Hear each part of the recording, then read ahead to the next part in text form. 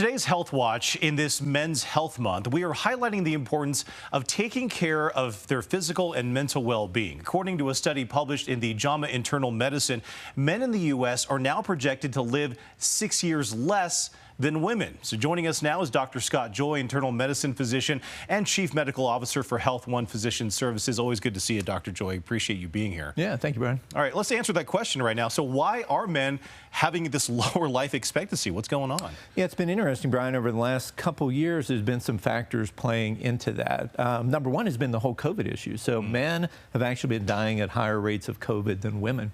The other big issue is unintentional injuries. So these are things like medication overdoses, accidents involving motor vehicles. So another opportunity for men when they're looking at their overall health to say, how can I be safe when I'm doing the activities I enjoy? You need to wear your seatbelt. Right. You need to wear a helmet when you're on a bike. The other thing is gun safety is something that's very important as well. So you want to make sure you're not having unintentional injuries from any loose firearms that aren't secure. Common sense stuff, right? Oh, you mentioned COVID just a few seconds ago, but what has changed in the recent years, perhaps, to maybe keep the life expectancy in men lower? What's going on there? Yeah, great question. The big opportunity has been around cancer screening.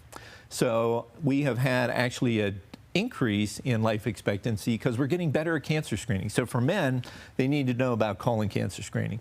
If you're a guy who's 45 years or older, you should be talking to your provider about what is my schedule for getting colon cancer screening.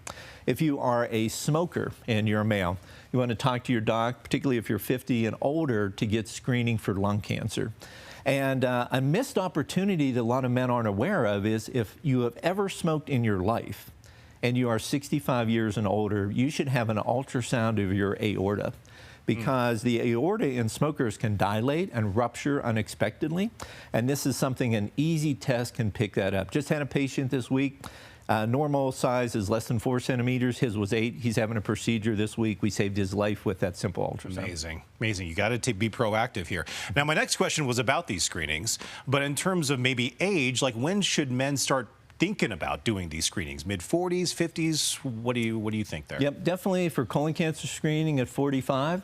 The other opportunity for men as they get older, particularly men that are 40 plus, screening for diabetes, screening for heart disease. So men at that age should know what their cholesterol is, and even more importantly, they should know what their 10-year risk of heart disease is.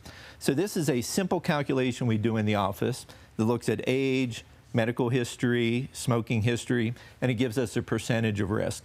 That number, if it's greater than 10%, you should talk to your provider about being on a cholesterol medicine. So those are opportunities. We've talked before, well, my LDL cholesterol is this number. Yeah. That's not as important as these days as what your 10-year risk is of heart disease. Yeah, know the numbers as you guys talk about. We only have about 30 seconds left, but in terms of, we talked about screenings and just being proactive, what other things can we do to improve our life expectancy? Yeah. Practical things. No, great. We talk about the 5 buckets of lifestyle medicine. So number 1 is how are you sleeping?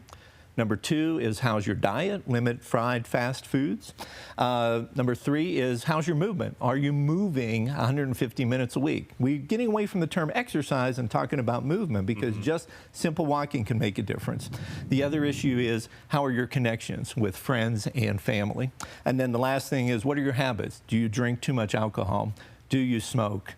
Do you use other substances that could put you at risk? So those are the 5 buckets for lifestyle medicine. Man, that is just great advice. Dr. Joy, thank you always for being here on this Men's Health Month. We always appreciate it. And you can watch all of our health interviews on our website at cbscolorado.com. All right, guys, thank you.